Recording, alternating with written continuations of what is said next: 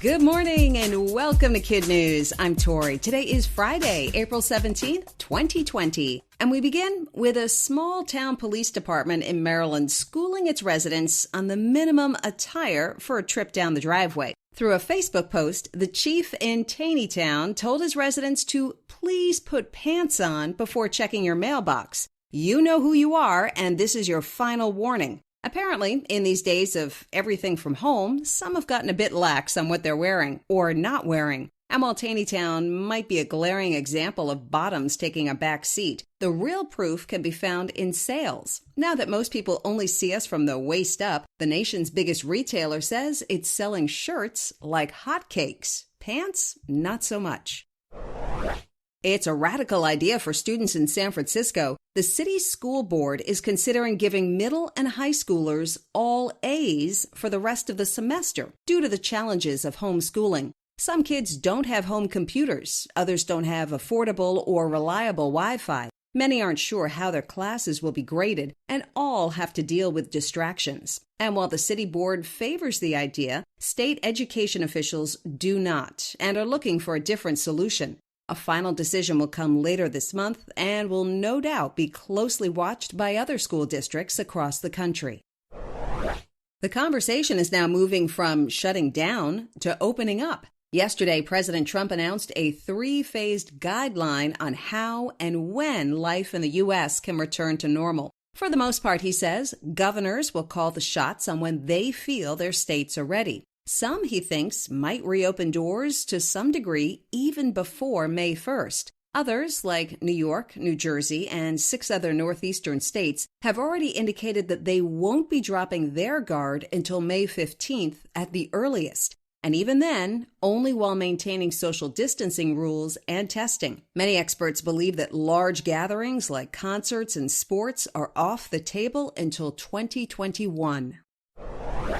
You've no doubt heard the saying, when the cat's away, the mice will play. Yosemite Park in California has one-up the adage with, when the humans are away, the bears will play. According to rangers, now that they have the run of the place, Yosemite's bears are basically having a party and can be seen walking right down the middle of the roads without a care in the world. Springtime is normally difficult for all animals because the park is usually choked with cars and people. Not so this year because of the shutdown. Rangers estimate Yosemite is home to somewhere between 300 and 500 black bears. Their population isn't necessarily increasing, they're just enjoying themselves more.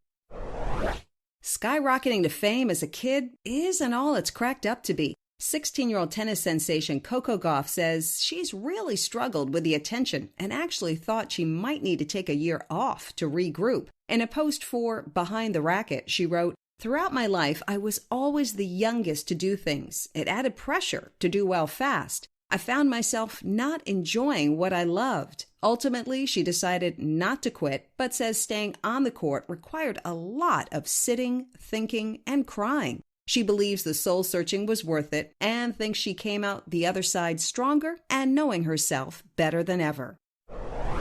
That's it for KidNuz. Now our KidNuz quiz. A police department in Maryland is reminding residents to do what?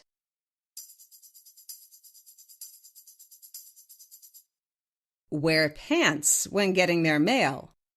What did President Trump announce yesterday?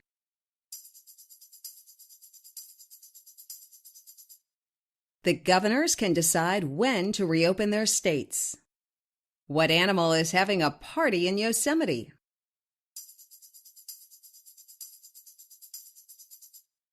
Black bears, now that crowds are non-existent.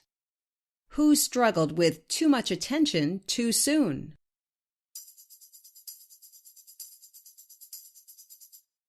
16-year-old tennis star Coco.